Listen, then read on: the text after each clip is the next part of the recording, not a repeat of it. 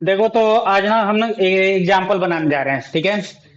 ये 6.2 एक्सरसाइज से पहले जो एग्जाम्पल है, जैसे कि एग्जाम्पल नंबर 2, ये वेरी वेरी इंपॉर्टेंट है, बार बार बोर्ड में भी पूछ रखा है। इसमें गिवन है, क्या गिवन है भाई, वो लिख लीजिए। गिवन है कि ए बी सी डी एक ट्रेपेजियम है। तो चलो बना लेते हैं पहले। ये हो गया ए बी सी डी, ऐसा ही कुछ है। हाँ, ए बी सी डी एक ट्रेपेजियम है जिसमें A B parallel C D है। तो बोल देते हैं ए बी पैरेलल क्या है, सी डी। ध्यान दोगे, A B parallel C D है। और बोल रहा है ई और एफ जो कुछ मतलब पॉइंट्स हैं जो नॉन पैरेलल साइड्स बना रहे हैं, किसके मतलब नॉन पैरेलल साइड्स पे। यहाँ पे ये और ये दोनों नॉन पैरेलल साइड्स हैं, ए डी और बी सी। तो इस पे ई है और इस पे ए पॉइंट है। और बोल रहा है कि ऐसा हो रहा है कि ई एफ जो है पैरेलल है, मतलब ई एफ लाइन जोड़ना होगा। पैरेलल हो गया किसके, ए बी के। तो ये भी लिख लीजिए कि E F parallel A B दे रखा है। और हमें शो करना है, टू शो या टू प्रूव जो लिखना है लिख लो। क्या शो करना है कि ए बाई ई डी, इन दोनों का ratio B F by F C के रेशियो के बराबर होना चाहिए। ए बाई ए डी ये है, ए ई डी, और बी एफ सी एफ ये है, एफ सी। ठीक है। अब इसको प्रूव करना है। हमें प्रूव करने के लिए ना हमें देखो कंस्ट्रक्शन चाहिए, क्योंकि अभी हमने बीपीटी पढ़ा। तो बीपीटी के लिए हमें एक ट्रायंगल तो बनाना पड़ेगा। तो कौन सा, कोई भी डायगोनल, मैं ए सी जोड़ूं या बी डी जोड़ूं, आप लोग बताइए। ए सी तो दे रखा है उसमें, ए सी दे रखा है आपके बुक में। चलिए, तो हम लोग ज्वाइन करेंगे बीडी को, यहाँ से सॉल्व करने की कोशिश करेंगे। ठीक है। तो कंस्ट्रक्शन में क्या लिखिएगा, ज्वाइन बीडी, ज्वाइन बीडी। समझ में आ गया। और जो ई एफ को किस पे कट कर रहा है, विच कट ई एफ, या इंटरसेक्ट भी लिख सकते हो, which intersect E F at, इसका नाम क्या दे दो, ओ। इसका नाम क्या दे दो, ओ। समझ में आ गया, बोलो। ओ नाम दे दिया हमने। ठीक है। तो आइए प्रूफ में चलते हैं। ट्रायंगल ले लिया जाए, बोलो बोलो। चलो तो इसमें एक तो ये ट्रायंगल ले लो, ये ऊपर वाला, और एक ये आधा आधा, तभी तो दोनों आएगा। इस ट्रायंगल में हमें मिलेगा ये वाला ई डी ए। ले लेते हैं इन ट्रायंगल, क्या नाम है इसका, A D B. A D B में E F parallel A B है। हाँ, ई एफ पैरेलल ओ ई हम लिख सकते हैं, क्यों, क्योंकि दे रखा है ये पैरेलल ए बी, ये पैरेलल ए बी दे रखा है, ये गिवन था, इसीलिए हम ये लिख सकते हैं। देखो, ई एफ ही तो ई ओ है, ये वाला इसके पैरेलल हो गया, ये ट्रायंगल है। इसको उल्टा करके अगर बनाना चाहो तो लो बना देता हूँ। ये हो गया डी, ये हो गया ए, ये हो गया बी, और इधर मान लो बी के साइड ओ हो गया, और ये ई, ऐसा कुछ है। समझ में आ गया।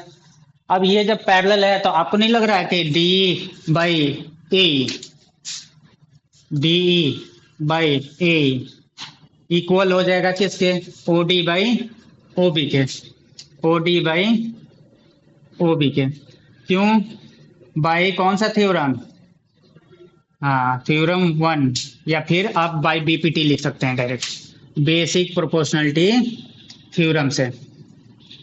क्योंकि जब एक ट्रायंगल के अंदर ये लाइन तीसरे साइड के पैरेलल होता है, तो साइड का जो कटिंग मतलब कट किया इंटरसेक्ट किया हुआ पॉइंट से जो रेशियो है वो आपस में क्या होते हैं, इक्वल होते हैं। तो इससे मिल गया ये, इसको मान लो फर्स्ट। अब आ जाओ दूसरे ट्रायंगल में, इन ट्रायंगल ये वाला बी डी सी में, बी डी सी, क्या इसमें हमारे पास ये O F parallel C D है, ओ ए पैरेलल सी डी नहीं है। ठीक है। लेकिन लिख देते हैं O F parallel C D. और ये कैसे आएगा, यहाँ देखिए हमारे पास ये पहले से है क्या, A B parallel C D and A B किसके पैरेलल है, ई एफ के, यहाँ गिवन है ना, ये दोनों है। तो देखो तो जब दो एक ही सेम है क्या, ए बी एक ही लाइन है, ए बी के पैरेलल ये है और ए बी के पैरेलल ये भी है, तो ये दोनों आपस में क्या हो जाएंगे, पैरेलल। समझ में आ गया, हाँ ये रूल होता है, ये क्या होता है रूल, 9 क्लास में हमने ये थ्योरम पढ़ा था कि अगर हम देख रहे हैं कि दो लाइन जैसे सी डी और ये एक सेम लाइन से पैरेलल है, तो ये दोनों लाइन जो है आपस में क्या हो जाते हैं, पैरेलल। क्या हो जाते हैं, पैरेलल हो जाते हैं। समझ में आ गया। अब इस ईएफ को देखो तो ईएफ ही तो ओएफ है, बोलो ये पूरा ईएफ, इसको आगे तक बढ़ाओ कोई अंतर पड़ेगा, पैरेलल ही तो जाएगा। इसीलिए हम बोल सकते हैं कि सी डी पैरेलल के क्या होगा, ओएफ होगा, ये तो लिखा हमने, ठीक है। तो वहां साइड में सॉल्व कर देंगे, या तो पहले हमें दिखा देना चाहिए था, पहले अब नहीं दिखाया तो यहीं पे बगल में सॉल्व कर दिया। ओके चलिए, तो अब देखो इस ट्रायंगल में हमें ओ ए पैरेलल सी डी मिल गया, ये तो ऐसे ही देख लोगे, ये ऐसे देख लो, अलग से बनाने की जरूरत नहीं है, इसको तो अब हटा देता हूँ, ये हो गया। और इसमें ओ ए पैरेलल सी डी है, तो हम क्या लिख सकते हैं कि ये ओ डी ये वाला, अच्छा O B by O D, O B by O D किसके बराबर होगा, B F by F C, B F by F C होगा कि नहीं, ये B F by F C के। समझ में आ गया। अब देखो इस ये किससे था, तो ये भी बेसिक प्रोपोर्शनलिटी थ्योरम से था, ये भी किससे था, बीपीटी से था, ठीक है। अब ओडी ओ बी यहाँ है, लेकिन यहाँ पे ओ बी ओ डी है, तो इसको उल्टा कर दें इससे कंपेयर करने के लिए, तो हम इसको लिख सकते हैं O D by O B, जब इधर हमने उल्टा किया तो इधर भी उल्टा कर देते हैं, F C by D F. अब देखो तो O D by O B, O D by O B की जगह डी बाई ए लिख सकते हैं, हम लिख दें यहाँ पे बगल में ही, यहाँ लिख देते हैं डी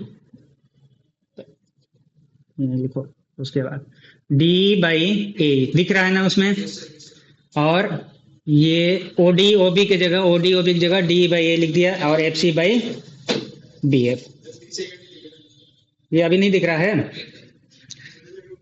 चलो तो यहाँ से यहाँ, ये भी नहीं दिख रहा, चलो तो यहाँ देखो, तो ओ डी के जगह पे हम O D by O B की जगह डी बाई ए लिख रहे हैं, डी बाई ए दिख रहा है ना ये, चलो ठीक है दिख रहा है, तो डी बाई ए लिख दिया O D by O B की जगह पे, और F C by B F ये तो रहेगा। और यहाँ क्या हम लिखेंगे, किसको यूज किया हमने, कौन सा यूज किया इक्वेशन, तो यूजिंग फर्स्ट, ये लिख दोगे। और देखो तो यही प्रूफ करना था क्या,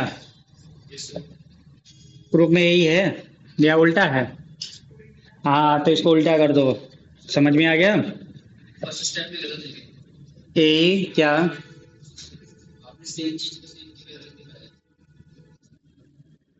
क्या सेम चीज किया मैंने, सर आपने जो ईएफ है वो ओई की पैरेलल लिखा है, लाइन तो वही है, सेम की पैरेलल कैसे, यहाँ तक सब सही है कि नहीं, तुम लोग समझ में आया। चलो आप डाउट पूछो। सर आपने ईएफ जो है ना वो ओई की पैरेलल लिखा है, लाइन तो वही की पैरेलल कैसे होगी, ईएफ जो है, ईएफ जो है किसके पैरेलल, कहाँ दिखाया है मैंने, अच्छा यहाँ पे, तो यहाँ पे आपको सुधारना था, ये ए बी होगा, क्या होगा ए बी। चलो तो यहाँ सब सुधार लेना है, ठीक है। यहाँ पे क्या होगा, ए बी पैरेलल ओ ई होगा, ठीक है। अब लिख दिया हूं मैं फ्लो फ्लो में, ऐसे तो समझ में आ गया क्या करना है इस क्वेश्चन में, ठीक है। कि यहाँ देखो लिखा हुआ है E F parallel A B, और ई एफ को ही हमने क्या लिखा है, ई एफ को ही हमने क्या लिखा है कोई, ठीक है। अच्छा ये तो समझ में आ गया ना कि यहाँ पे हमें उल्टा करना था। चलो और तो कोई मिस्टेक नहीं था, चलो राइटिंग मिस्टेक है, बाकी सब ठीक है। चलो नेक्स्ट नेक्स्ट आते हैं। मतलब ये एग्जाम्पल जो है आपका VBI है, एग्जाम्पल जो है। हाँ, ऐसे ही इसी एग्जाम्पल का कंसेप्ट जो है आप क्वेश्चन नंबर 10 और 11 आपके बुक में है, इस जिसका 6.2 का। हाँ तो अच्छा 9-10 है, तो एग्जाम्पल 9-10 में आप इसको, बल्कि एक्सरसाइज का जो क्वेश्चन है 6.2 का, क्वेश्चन 9 और क्वेश्चन 10 में ये कंसेप्ट यूज करना है, ये वाला। समझ में आ गया? बन जाएगा सब। चलो तो हम क्या करने जा रहे हैं, अभी एग्जाम्पल 3 कर रहे हैं। एग्जाम्पल 3 भी इंपॉर्टेंट है, ये भी बार बार पूछ रखा है आपके एग्जाम में, ठीक है, बोर्ड के एग्जाम में पूछ लिया है। तो एक फिगर दे रखा है, चलिए फिगर बनाते हैं ट्रायंगल का। ये फिगर है, ट्रायंगल का नाम है PQR। क्या नाम है? PQR, ठीक है। अब इस PQR में एक दो साइड से भी एक पॉइंट यहाँ एस है और यहाँ पे एक टी है, ये एक लाइन बना हुआ है दोनों साइड से, और गिवन है कि यहाँ पे रेशियो है PS/SQ का रेशियो जो है PT/TR के बराबर है। PS/SQ PT/TR के बराबर है, ठीक है। और दूसरा चीज क्या गिवन है? दूसरा चीज एंगल है, बोल रहा है कि एंगल PST, एंगल PST ये है क्या? एंगल PST किसके बराबर है? Angle PRQ। PRQ क्या है? PRQ ये वाला एंगल, ठीक है। ये दोनों गिवन है, ये दोनों। अब प्रूव करने के लिए बोल रहा है ना कि प्रूव करिए कि जो बड़ा वाला ट्रायंगल है, triangle PQR is an isosceles, मतलब आइसोसेलेस ट्रायंगल है, ये प्रूव करना है आपको। आइसोसेलेस ट्रायंगल का मतलब हो गया कि अगर ये PQR क्या होता, आइसोसेलेस होता, तो इसमें PQ साइड किसके बराबर होता? PR के, मतलब दो साइड आपस में बराबर होते हैं। हमें ये प्रूव करना होगा कि PQ बराबर PR। आपको नहीं लग रहा है ये प्रूव करना है? हम लिख सकते हैं दैट इज, हमें प्रूव करना है कि PQ PR साइड के बराबर हो, ये प्रूव करना है आपको, आइसोसेलेस का मतलब, ठीक है। चलिए तो इसको प्रूव करते हैं। चलो हमारे पास क्या गिवन है, ये साइड गिवन है ना। प्रूफ में आते हैं, लिखते हैं इन ट्रायंगल PQR हमारे पास है PS/SQ इक्वल टू PT/TR, यही है, गिवन है। ये क्या है? गिवन है। अब देखो हमने पढ़ रखा है कि अगर एक ट्रायंगल में ये दो साइड्स का रेशियो जो है सेम होता है, तो यहाँ से ये जो पॉइंट है एस और टी, यहाँ से बनने वाला लाइन तीसरे साइड के क्या होगा? पैरेलल होगा, कन्वर्स ऑफ BPT बोलता है कि नहीं। तो हम देयरफॉर बोल सकते हैं ST पैरेलल क्या हो जाएगा? QR। क्यों होगा भाई? तो बाई कन्वर्स ऑफ, हाँ, BPT, बेसिक प्रोपोर्शनलिटी थ्योरम से, ठीक है। अब ये दोनों देखो तो आपको ये दोनों लाइन जो है पैरेलल है, तो आपको पता है कि अगर दो लाइन पैरेलल हों और यहाँ से एक ट्रांसवर्सल लाइन हो, ठीक है, तो अगर F बनता है यहाँ से, देखो तो इधर से ऊपर में F बन रहा है, उल्टा दिखा F दिखा कि नहीं? तो ऐसा ही कुछ यहाँ पे भी दिख रहा है क्या? F इस साइड से भी देख लो, इधर से भी F बनता है, ये बोलो, ठीक है। हाँ तो एक जो साइड बनता है, चाहे ऐसे बने या उल्टा बने, कैसे भी, ये तो इनको हम बोलते हैं कॉरस्पॉन्डिंग एंगल। कौन सा एंगल? तो यहाँ पे हमें कॉरस्पॉन्डिंग एंगल तो दिख रहा है क्योंकि पैरेलल लाइन तो हमें मिल गया है। तो हम लिख सकते हैं कि नाउ ST पैरेलल QR है एंड ट्रांसवर्सल लाइन किसको मान लें? इसको, PQ को। PQ is a transversal line, PQ is a, इसको कट करने वाला ट्रांसवर्सल लाइन है। देयरफॉर हम बोल सकते हैं एंगल PST इक्वल हो जाएगा ये वाला एंगल किसके? इस वाले का, एंगल PQR के। हो जाएगा नहीं हो जाएगा? क्यों भाई? तो करस्पॉन्डिंग एंगल से। कौन से एंगल से? Corresponding angles. आया समझ में? जब ये दोनों इक्वल हैं तो फिर से आइए ट्रायंगल में, बड़े वाले में, इन ट्रायंगल PQR, ठीक है। अभी तो PQR में ये सब कुछ चल रहा है, तो इसको हमने अलग से ले लिया था, दो लाइन पैरेलल करके, ठीक है, इसीलिए हम इसको अलग से लिख रहे हैं कि angle P S T equal है एंगल पी क्यू आर के। तो अब देखो हमने पढ़ रखा है कि अगर एक ट्रायंगल में क्या हो, अगर, अच्छा ये साइड में देख लो यहाँ पे, अगर एक ट्रायंगल है, मानते हैं इसका नाम पी क्यू आर है अभी समझने के लिए, ठीक है। अगर ये एंगल्स आपस में इक्वल हैं तो इस एंगल के अपोजिट में जो साइड है ये पी आर है, ठीक है ना। जैसे कि यहाँ पे क्या था, पी एस टी था और पी क्यू आर है हमारे पास, पी एस टी और पी क्यू आर कहीं है, चलो ठीक है। हमें इन दोनों को इक्वल करना है, इसको और इसको बताना है, ठीक है। तो आप देखिए तो यहाँ पे पी एस टी किसके बराबर है, P R Q, P S T किसके बराबर है, यहाँ पी क्यू आर के, और गिवन क्या है पी आर क्यू। समझ में आ गया। पहले इस ट्रायंगल को नहीं, पहले यहाँ लिखते हैं कि हमारे पास ऑल्सो हमारे पास क्या है, एंगल पी एस टी जो है वो किसके बराबर है। हाँ तो यहाँ पे मैं डायरेक्ट लिख दूँ, पी एस टी के जगह पे ये डायरेक्ट वैल्यू पुट करो, P R Q equal to, ये तो पी क्यू आर होगा, और हमने इसके जगह पे ये क्यों लिखा, क्योंकि हमारे पास गिवन है कि एंगल पी एस टी किसके बराबर है, पी आर क्यू के, ये गिवन था, क्या था, तो इसको यूज कर लिया। तो यही तो हमें ट्रायंगल में चाहिए। देखो पी आर क्यू ये वाला है, और पी क्यू आर मतलब ये वाला एंगल है कि नहीं, मिल गया कि नहीं मिल गया, ठीक है। अब ये मिल गया तो अब देखो पी क्यू आर के अपोजिट में कौन सा, इसके अपोजिट में जाना सीधे सीधे पी आर साइड, ठीक है। तो यहाँ लिख लेते हैं, in triangle P Q are हमारे पास क्या है, एंगल पी आर क्यू बराबर एंगल पी क्यू आर, है ना, दिख रहा है उसमें वीडियो में, बोलो बोलो यहाँ तक। अब देखो पी क्यू आर के अपोजिट में हमें कौन सा साइड दिखा, पी आर, तो पी क्यू आर के अपोजिट में हम यहाँ क्या लिखेंगे, पी आर साइड, कौन सा साइड, पी आर, और पी आर क्यू इस एंगल के अपोजिट में देखो तो कौन सा साइड मिल रहा है, पी क्यू, तो यहाँ लिखेंगे पी क्यू।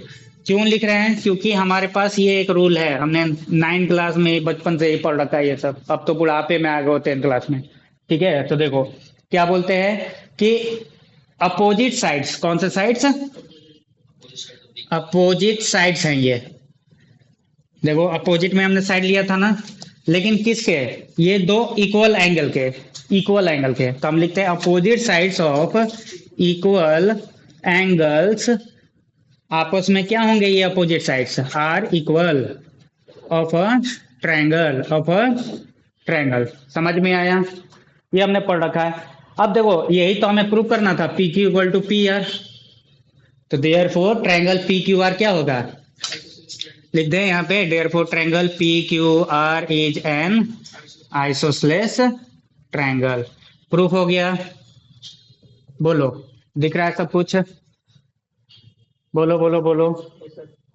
हाँ चलिए तो ठीक है।